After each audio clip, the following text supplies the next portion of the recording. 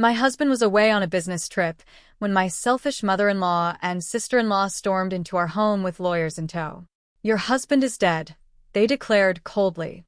"He died in a car accident, and before he passed, he transferred this house to us. Now, get out." I was paralyzed with shock, confusion swirling in my mind as I reached for my phone to call David, only to find it switched off. The lawyers coldly ordered me to pack my things, and just as despair began to settle in, a figure appeared at the doorstep, changing everything in an instant. That moment would alter the course of my life forever. My name is Emma, and this is the story of how my life took unexpected turns, testing my strength and resolve. I'm 36 years old, and for the past 8 years, I've been married to David, the man I believed was my rock. We live in a charming old house in Seattle, one I inherited from my parents. It's filled with memories and the warmth of my childhood, but recently, it has become a battleground for family dynamics I never anticipated. David is a wonderful man, compassionate and caring. He's always supported me emotionally through our struggles to have a child. We longed to start a family, but fate had other plans. I've faced multiple heartbreaking miscarriages, each one leaving me feeling more hollow than the last. It's hard to explain the pain of carrying a child and losing it, the dreams we build only to see them shatter. Every time I had to share the news of another loss with David, I felt like I was chipping away at the foundation of our love. Despite the emotional turmoil, David has always stood by me. He's the kind of person who puts his family's needs above his own, often sacrificing his own happiness to ensure others are cared for. His heart is big, but I often feel like I'm competing with his family for his attention. His mother, Mrs. Walters, and his sister, Sarah, seem to view me as an outsider. Their disdain grows stronger with every passing year that I fail to give David the children they believe he deserves. Sarah, especially, is a piece of work. She's 35, recently divorced, and has been living with our mother-in-law since her marriage fell apart. She relies heavily on David for financial support, and with every favor he grants her, I feel a piece of our life together slip away. Ethan, Sarah's 9-year-old son, often becomes the pawn in their games, dropped off at our house unannounced. I never signed up to be a babysitter, yet I find myself in that role more often than I'd like to admit. One particularly exhausting day, I found Ethan sprawled on our living room floor, toys scattered everywhere, while I tried to work on an interior design project. I glanced at my watch, wondering when Sarah would come to collect him. I could feel the tension building inside me. Just then, Sarah walked in without knocking, her eyes scanning the room. "Emma, can you make sure Ethan does his homework?" she said casually, plopping herself on the couch. "I have errands to run." "Of course, Sarah," I replied, forcing a smile, even though frustration bubbled inside me. "But I also have deadlines to meet today." She waved her hand dismissively. "Oh, you can manage. What else do you have to do around here, anyway?" I took a deep breath, trying to keep my voice even. "Actually, I have quite a bit on my plate." As she left the room, I couldn't shake the feeling that I was being treated like a free maid rather than a member of the family.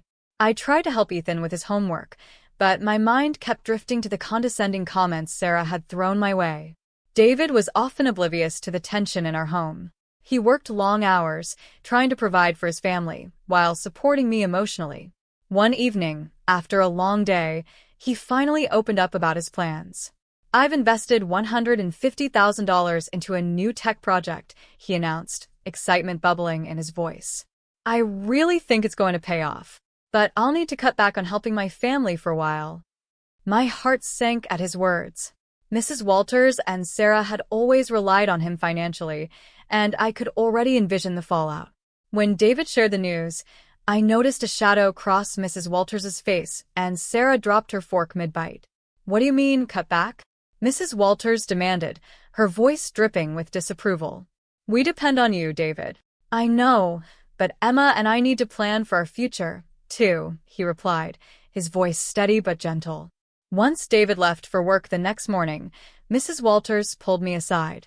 "You do realize, dear, that if you can't give David a child, he might rethink this whole arrangement," she whispered, her words dripping with venom. I felt a lump in my throat but managed to respond. David and I are in this together. We'll figure it out.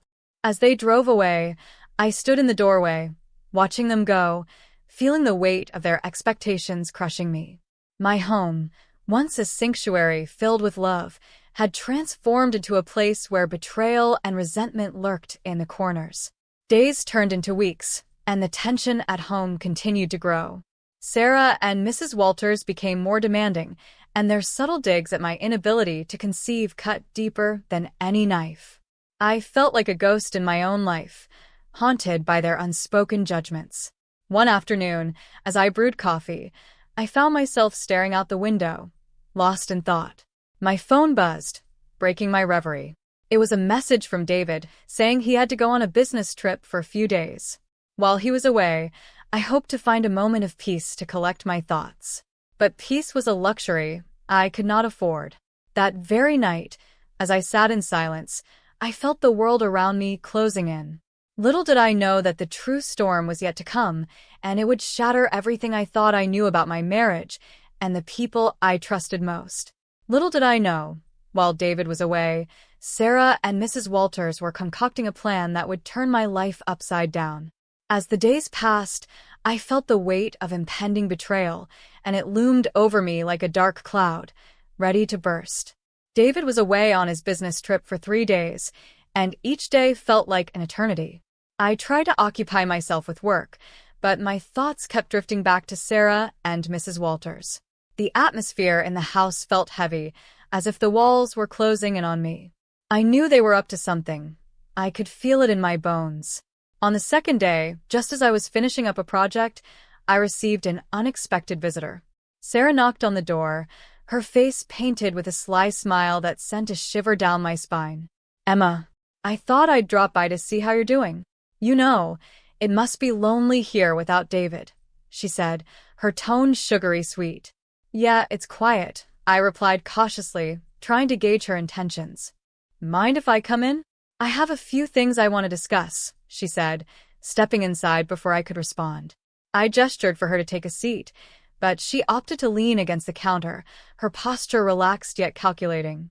"You know, Emma, I've been thinking a lot about family lately. It's so important to have strong connections, especially when it comes to property and inheritance," she said, her eyes narrowing. I felt my stomach twist. "What do you mean?" I asked, trying to sound casual. "Oh, nothing really. Just that sometimes you have to ensure that everything is in order, especially for the future. You know how it is, making sure everything goes to the right people," she said, her voice dripping with condescension. Her words hung in the air like a thick fog. I wanted to push her for more details, but I also feared what I might uncover. "Look, Sarah, I appreciate your concern, but David and I have everything under control." She shrugged, a fake smile plastered across her face. Of course. Just thought I'd offer some advice." The conversation felt like a trap, and as she left, I was left feeling uneasy. I tried to shake it off, but the nagging feeling in my gut refused to go away. That night, I tossed and turned in bed, unable to shake the sense of impending doom. The next morning, I awoke to find a message from David asking how things were going at home. I replied, trying to keep things light, but I couldn't help but mention the strange visit from Sarah. I waited anxiously for his response, but it didn't come immediately. As the day wore on, I received another unexpected visit, this time from Mrs. Walters. "Emma, dear, I hope you're doing well," she said, walking into my house without waiting for an invitation. "Of course, Mrs. Walters. What brings you here?" I asked, my voice tight. "I just wanted to check on you. You know how it is. David's not here, and I thought you might need some company," she said, her eyes scanning the room as if evaluating everything I owned. "Thanks, but I'm fine. Just keeping busy with work," I replied, trying to keep the conversation short. She didn't take the hint. Instead, she launched into a lecture about family values, loyalty, and the importance of sticking together, especially during tough times. Her words felt insidious, as if she were trying to plant seeds of doubt in my mind. "You know, dear," she said, her tone shifting slightly, "family is everything. It's crucial to ensure that the right people inherit what belongs to them." I felt a cold chill run down my spine. What do you mean by that? I asked, forcing myself to remain calm. Oh, nothing at all. Just a little advice, she said, her smile not reaching her eyes. You can never be too careful. I nodded, dismissing her words as mere manipulation. I knew what she was trying to do. She wanted to rattle me. But I had no idea how deep their plans truly ran. Days passed, and with each passing hour, the tension continued to build.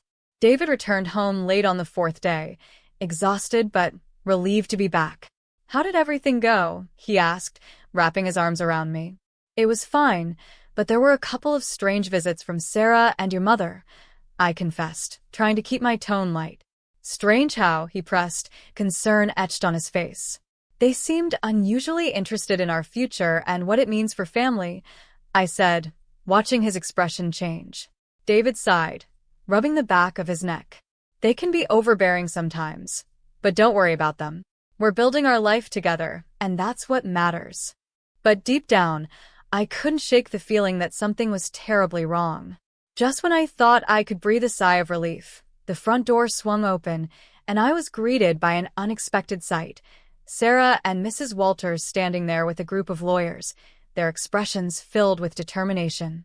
Emma, Sarah said, her voice cold and calculated. We need to talk. Before I could respond, the lawyers began unfolding documents, their intentions clear as day. My heart raced as I realized that this was the moment I had feared. The storm was finally here, and I was unprepared for the chaos that was about to unfold. David, what's happening? I asked, my voice trembling. Just stay calm, Emma, David said, his face a mask of shock. I knew in that moment that everything was about to change, and the weight of betrayal hung heavy in the air. The confrontation was only beginning, and the truth would soon unravel in ways I never imagined. The tension in the room was palpable as Sarah and Mrs. Walters stood at the threshold, flanked by a group of lawyers, all holding folders filled with documents. My heart raced as I turned to David, who looked equally bewildered. Emma, Sarah began, her tone dripping with false sweetness, we need to discuss some very important matters regarding the house. I felt a chill run down my spine. What do you mean? I asked, trying to keep my voice steady.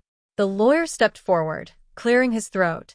Mrs. Walters and Ms. Walters are here to present legal documents concerning the ownership of this property. We have reason to believe that it was transferred to Mrs. Walters by David before his untimely death.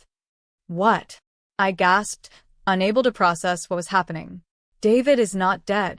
David's face turned pale. This is absurd. I'm right here. Ignoring his protest, the lawyer continued. The documents claim that since you, Emma, have been unable to bear children, David wanted to ensure that the property remained within the family. Therefore, he signed over the ownership to his mother. I felt the ground beneath me shift. David would never do that, I exclaimed, turning to him, desperation creeping into my voice. Is this true? David shook his head vehemently. No, Emma. I would never sign anything without discussing it with you first. This has to be a mistake. Mrs. Walters stepped forward, her expression feigning sympathy. Oh, Emma, it's just business. You know how it is. Family must come first. We have to think of the future. Family?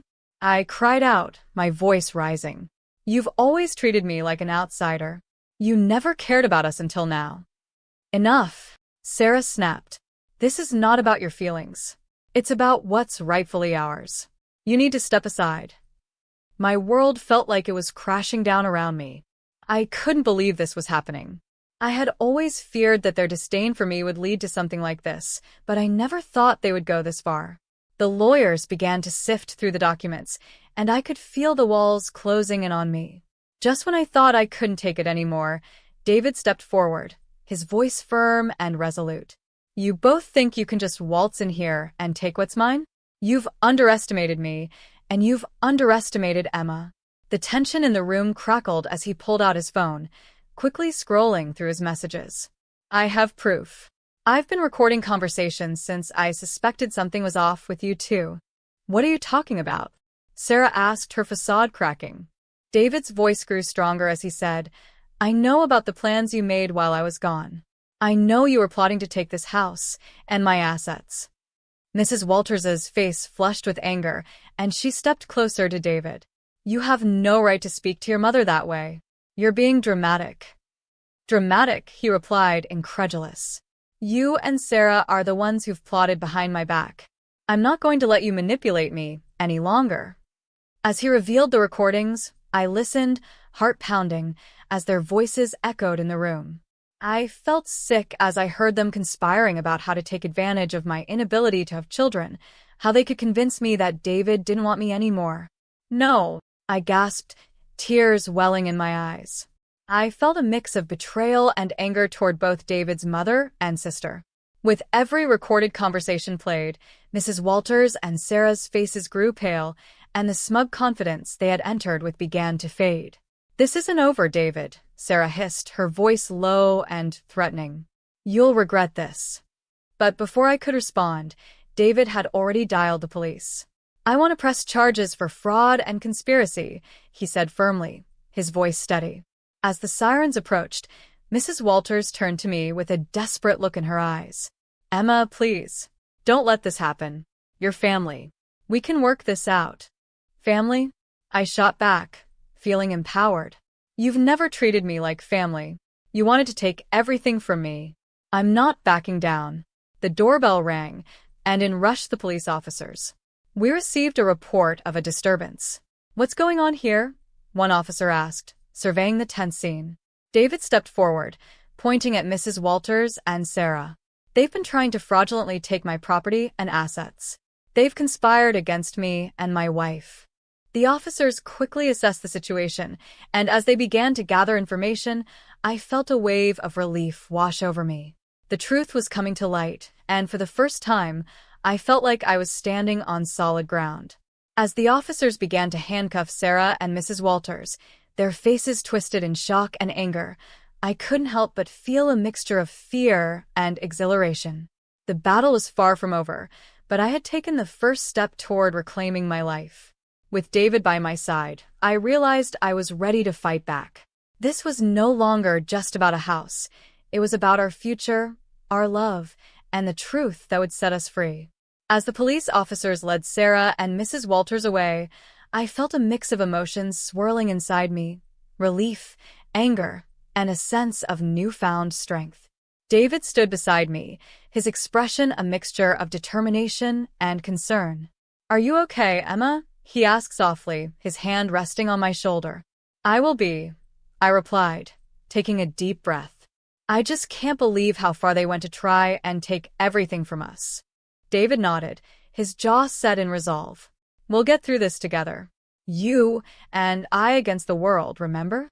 The police finished taking statements and assured us they would investigate the matter further. As the door closed behind the officers, a silence fell over the house, one that felt different from before. It was no longer filled with tension and deceit, but with a strange sense of clarity. "Can you believe this happened?" I said, shaking my head in disbelief. "They plotted against us while you were away. It's like I was living in a nightmare." David took my hands in his, looking into my eyes. "Emma, we're done living in fear. This is our home, and no one has the right to take that away from us. We'll make it through this." With the burden of their betrayal finally lifted, we decided it was time to heal. David suggested we take a trip, just the two of us, to reconnect and remind ourselves why we fell in love in the first place. "Let's get away from all this for a bit," he said, his eyes sparkling with hope. "I want to show you how much you mean to me." The very next weekend, we packed our bags and headed to a cozy cabin in the mountains. The scenery was breathtaking, and as we settled in, I felt a wave of peace wash over me. We spent our days hiking, exploring, and talking about everything: our dreams, our future, and how we wanted to build a family together. One night, while sitting by the fire, David took a deep breath. "Emma, I know we've been through so much, but I want you to know that you are my priority. We'll find a way to have the family we both want, whether that's through adoption or naturally. We're in this together."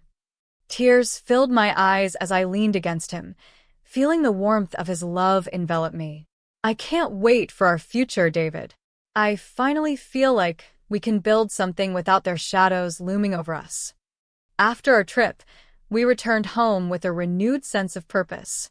We decided to start the process of adoption, something we had always talked about but never pursued.